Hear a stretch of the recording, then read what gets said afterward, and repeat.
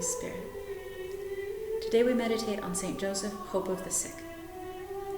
Offer to God the disease itself, remembering for whom and for what it is being suffered, and by conforming oneself to the will of God, this is already in itself a very excellent prayer.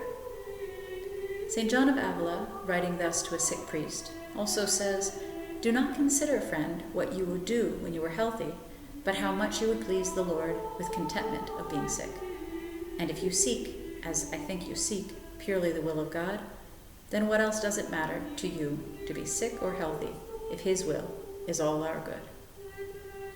This, in fact, is so true that God is less glorified by our works than by our acceptance of His divine will. That is why St. Francis de Sales said that God is served more in our sufferings than in our works. Sometimes we will lack the doctor and the medicines, or else the doctor will not give a correct diagnosis.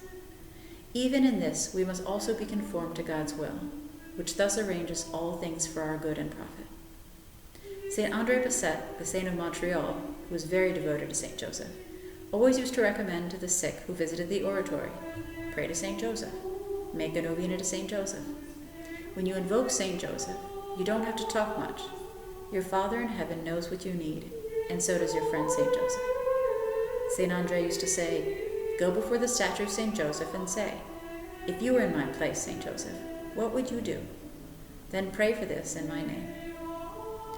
We ask St. Joseph for the grace of knowing how to suffer the crosses of each day and to thank God for them, since they are signs of divine love and become pearls for the soul.